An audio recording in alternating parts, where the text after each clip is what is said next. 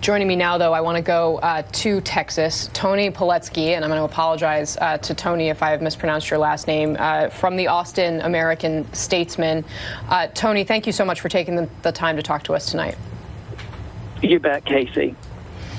Tell us a little bit about what you have been reporting on the ground. Have you been on the scene, and what is the latest that's coming into your newsroom? I know this has got to be a very difficult day for all of you at the paper. Sure. Well, just within the last few minutes, a prayer vigil has wrapped up about a block away from the scene of that shooting.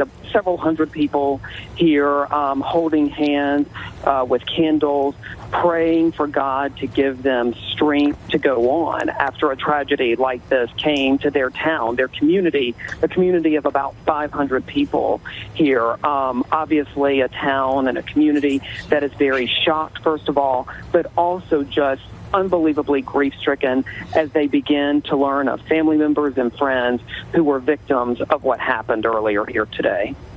Have you at any point talked to anybody who knew the man that's been identified as the shooter, Devin Kelley, or does he seem to be somebody that's unknown to this community?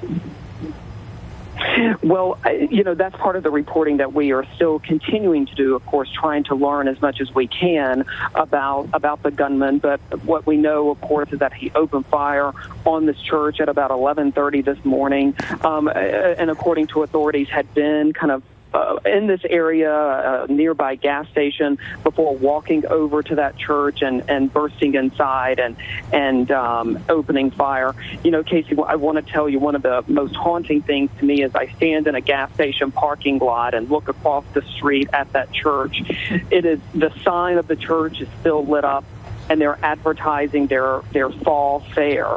That was actually just a few nights ago. So to think that, just a few nights ago, this church and also earlier today, for that matter, was the scene of something, so happy as churchgoers and worshipers here were ushering in fall, only to have that joy replaced by the sound of gunfire earlier today.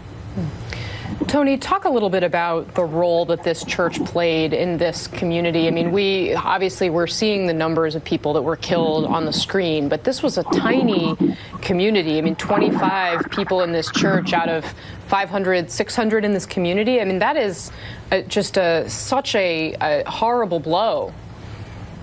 It is. And what people here will tell you is that it is not unlike many small communities really across America, where church particularly becomes the hub of social activity. It's where people go to see each other, to obviously worship together, but also church family becomes part of your extended family. And so the depth of the pain that the townspeople are going through here is really just unimaginable and really difficult for many of them to put into words.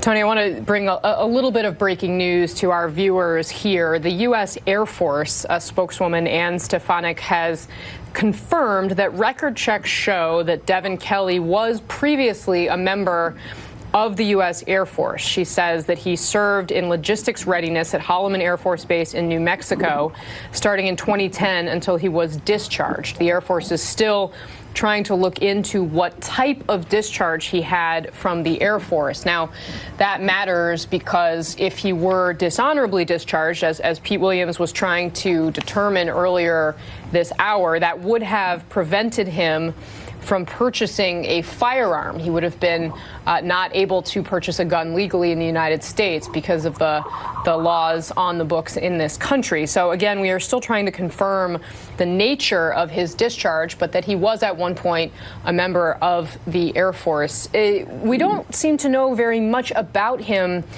beyond that, though. What are the main questions that authorities are asking right now as they try to figure out why this happened?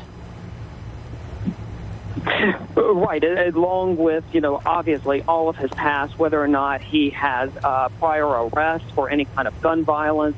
Those are all things that not only law enforcement officials are, of course, trying to figure out the answer to, but Casey, I can tell you, too, that people here are asking those questions as well. Why would someone target this community, this church, to carry out such an act of violence like he did earlier today. Tony Pawletsky of the Austin American-Statesman, I want to thank you so much for your time and wish you, thank you, Casey. All of the best to the community as they struggle to recover there. You bet. Thank you.